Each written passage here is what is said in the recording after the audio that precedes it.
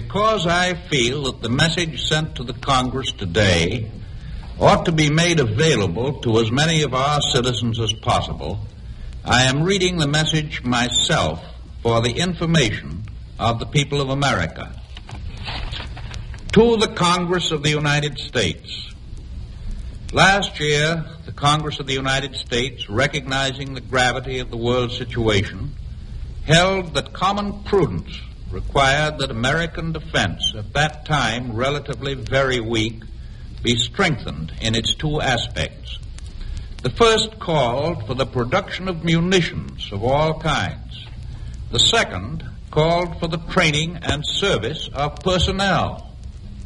The Selective Training and Service Act authorized the annual induction into military service of a maximum of 900,000 men for this training and service, of whom 600,000 are now in the Army. The Congress also authorized the induction into service of the National Guard, the reserve officers, and other reserve components of the Army of the United States. In the absence of further action by the Congress, all of those involved must be released from active service on the expiration of 12 months.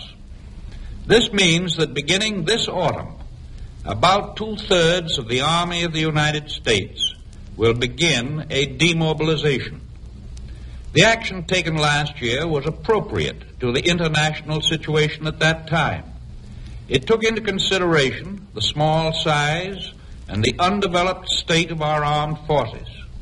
The National Guard, which then formed the bulk of these forces, had to be seasoned, its technical training and general efficiency greatly improved, and the ranks of the National Guard and the regular Army had to be brought to full strength, and in addition, the Army required for its tremendous expansion the services of approximately 50,000 reserve officers.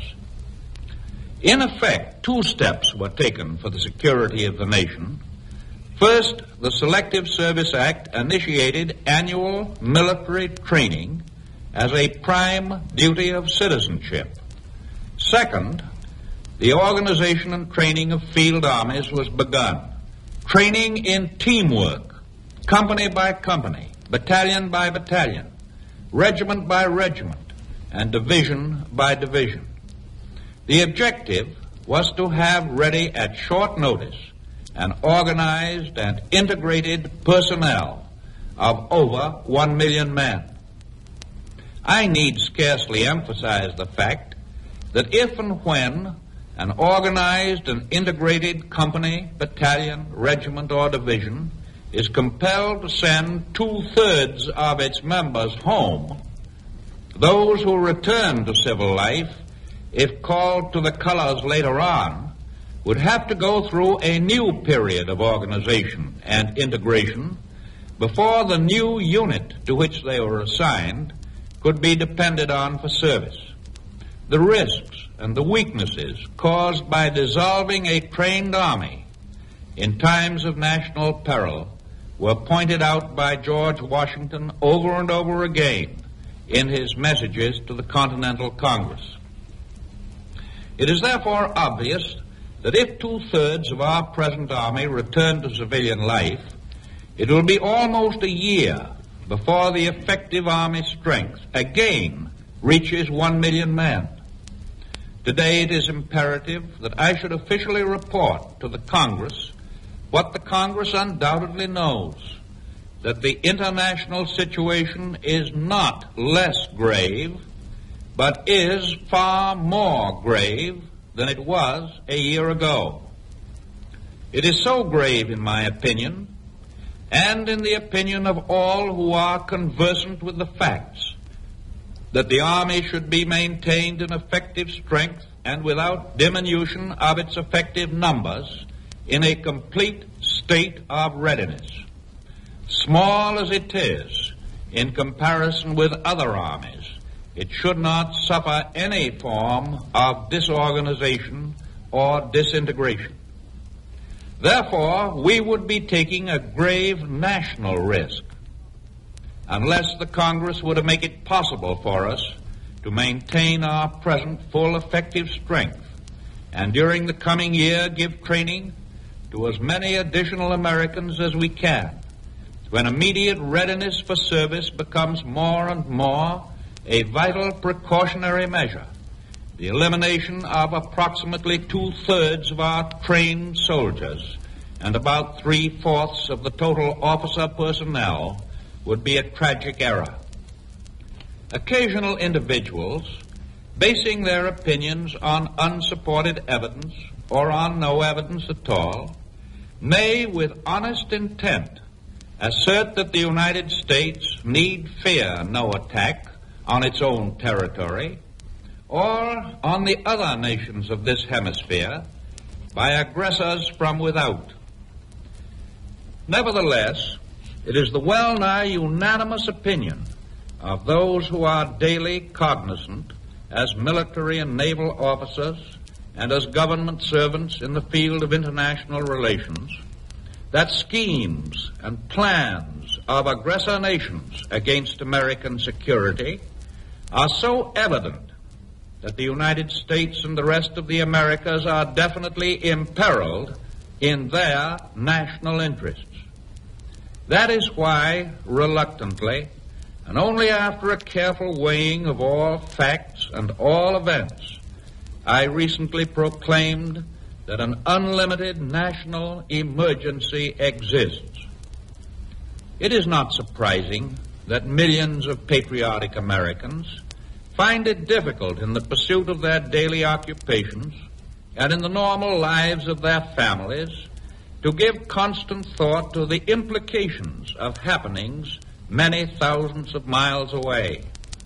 It is hard for most of us to bring such events into focus with our own readily accepted and normal democratic ways of living. That is why I must refer again to the sequence of conquests, German conquests or attacks, which have continued uninterruptedly through several years, all the way from the coup against Austria to the present campaign against Russia. Every move up and down and across Europe and into Asia and into Africa has been conducted according to a time schedule, utilizing in every case an overwhelming superiority, not only in material, but in trained men as well. Each campaign has been based on a preliminary assurance of safety or non-aggression to the intended victim. Each campaign has been based on disarming fear and gaining time until the German government was fully ready to throw treaties and pacts to the winds and simultaneously to launch an attack in overwhelming force. Each elimination of a victim has brought the issue of Nazi domination closer to this hemisphere, while month by month their intrigues of propaganda and conspiracy have sought to weaken every link in the community of interests that should bind the Americas into a great Western family. I do not think that any branch of the government of the United States will be willing to let America risk the fate which has destroyed the independence of other nations. We Americans cannot afford to speculate with the security of America. Furthermore, we have a definite responsibility to every country in the Western Hemisphere to aid each and every one of them against attack from without the hemisphere. I do not believe that any branch of the American government would desire today to abrogate our Pan-American pacts or to discard a policy which we have maintained for nearly a century and a quarter. If we do not reverse this historic policy, then it's our duty to maintain it. To weaken our army at this particular time would be, in my judgment, an act of bad faith toward our neighbors.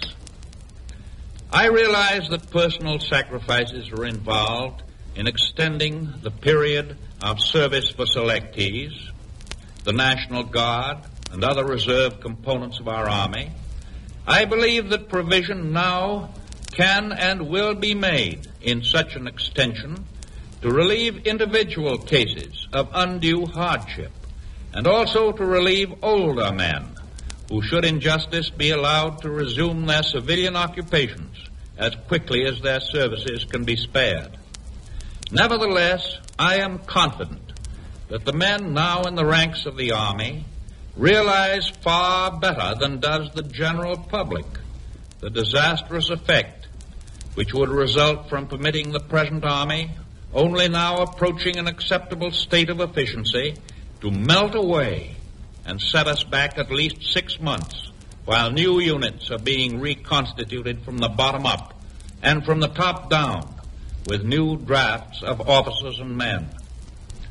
The legislation of last year provided definitely that if national danger later existed, the 1-year period of training could be extended by action of the Congress. I do not believe that the danger to American safety is less than it was 1 year ago, when, so far as the Army was concerned, the United States was in a woefully weak position. I do not believe that the danger to our national safety is only about the same as it was a year ago. I do believe, I know, that the danger today is infinitely greater. I do believe, I know, that in all truth we are in the midst of a national emergency.